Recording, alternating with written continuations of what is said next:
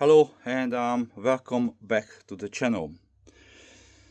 So this video is part of the how to learn knife catch, or how do I am trying to learn knife catch, or follow along in my journey learning knife catch playlist, whatever you want the title to be. Okay, basically what it is documenting what I do and how I do it, hopefully resulting a more consistent knife catch than it was last year. Okay, now first thing, or most important thing, if you want to learn knife catch, please have a look at Matt's video on how to learn knife catch. That video is what I call is my Bible. Okay, that is the video I follow, and all these videos are basically just an expansion on that, explaining my way of thinking, how to implement what he was saying. Okay, so if you want to get into knife catch, that is the video that you should, or actually must, watch. And then also I'm happy if you watch my videos, but yeah, draw your own conclusion from that video, or maybe listen to mine and then compare the two. Okay, now the video link I will put in the description box. Okay, so you can easily click it and go from there. Now if you're new to the channel, to learn knife catch is pretty much, you can do it two ways, right? Experiment your own way and figure it out, or follow along somebody who already done it, listen to the advice. Okay, now if you choose the second route, then it's a step-by-step kind of process. So if you're new to the channel, as I said, you should have looked at my previous videos within this playlist on how did I get so far, how do I get to here where I am so far. Okay, but just to recap on a few things, terminology. Okay, so knife catch is basically catching a object that's flying in the air and pinning it to the target with a knife or a throwing implement. Okay, now the offhand throw of that particular item, that's called the toss. Sometimes it's called the pitch. Okay, I'm going to call it the toss. Now the throwing the implement that you're going to catch it with, that's called the throw. When you're visually following the arc of the object being tossed towards the target, that's called the tracking. And if you actually follow along and try to aim where that target, where the object being flying in the target, that's called the hunting, or the hunt. Don't hunt at the beginning. Okay, now also there is the natural aim area of the target, is where your throws landing when you're not thinking, when you just throw. Okay, so in the previous video I explained how to start learning the toss. This video is exercise 2, is the toss, the throw, and the visual tracking, how to put those three things together so they are not working against each other. Okay, now the outcome of this exercise, or exercise number 2, is that what you want to do is you want to be able to deliver a relatively consistent toss, visually tracking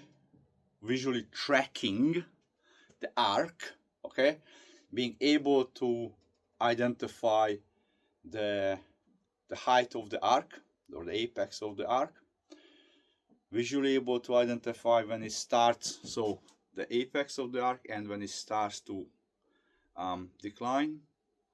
Also the toss should be landing most of the time in your natural target area, and then deliver a throw into the same area of the target, natural target area.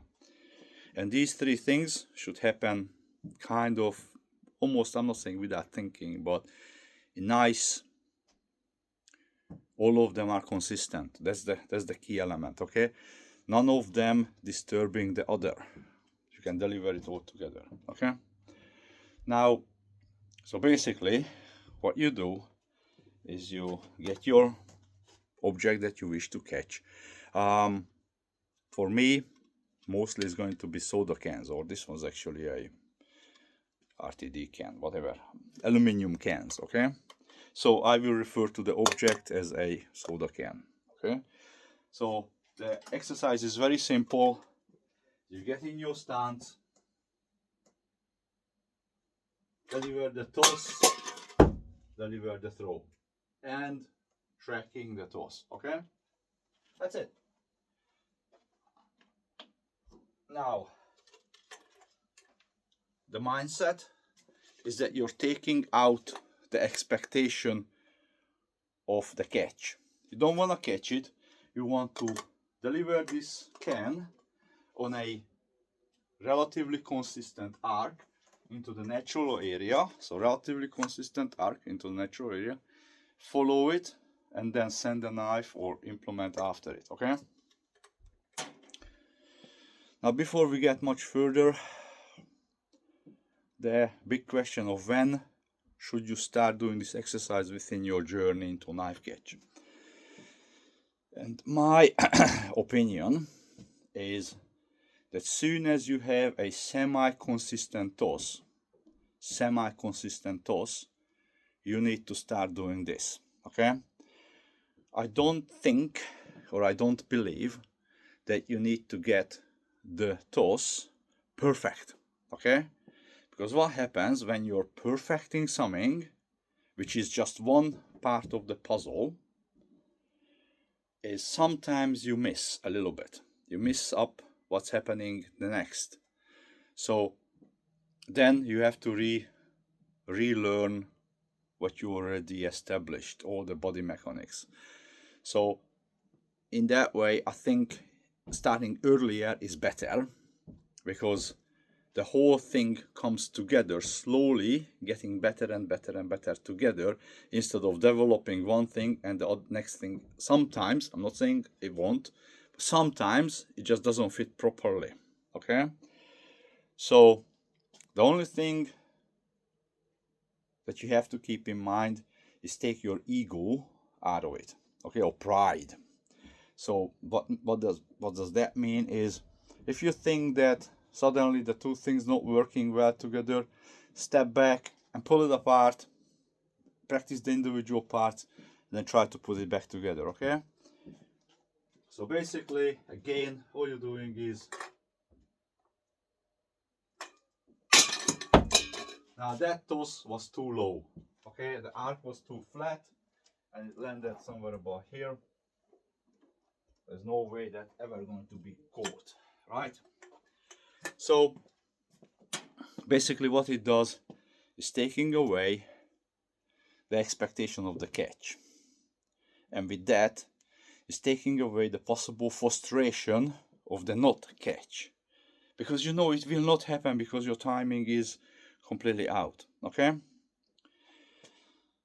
Now, the frustration of not catching when you're expecting it to happen sometimes lead to the degradation of the technique, and you don't want that. You want good technique, good toss, following the arc, and then a good throw. Consistency is the key. Okay. Now, the other question should be coming to your mind is, how long do I need to do this exercise?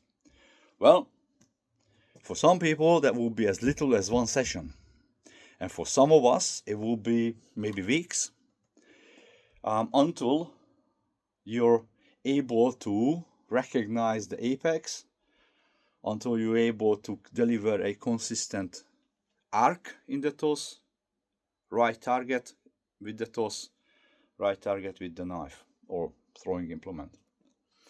And once you're getting to that point, or again almost, then you can add the timing part of it. Okay. Now the timing is actually throw the knife at the right time, so the can and the knife arrive at the same place at the same time. That's it. And then you got a successful catch. Now, on the timing, I will not do a video until I figure it out, okay? I know what to look for, but I am not there yet. I am in this stage of my knife catch. I could be here for maybe another couple of sessions, maybe a month, I don't know, but I'm not in a hurry. I want to get this right. I want to be able to get the luck part of it kind of out, okay? I want to be able to, or would like, want is a very hard word or harsh word, I would like to be able to be relatively consistent in this.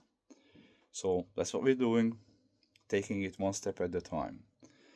So there will be some more exercise videos or practice videos, because yeah, that's another thing. What I recommend is film yourself a lot, and then watch it again, and then you can see the issues, okay? That's what I do. I rewatch what I just done, the practice session, and I can identify, am I starting to lift again instead of just moving, which I started doing last night. So today I'm gonna be thinking about not to do that. Okay, so this is it. There's nothing complicated, and to be honest, it's actually so simple that when Matt was doing the video and I was listening to him, I was like, it's so simple, why didn't I think of that? Maybe because we're making it way too complex. Okay, anyway, I rambled on way too long. So any questions, put it in the comments. Other than that, see you in the next video, and happy knife catch. Thank you. Bye.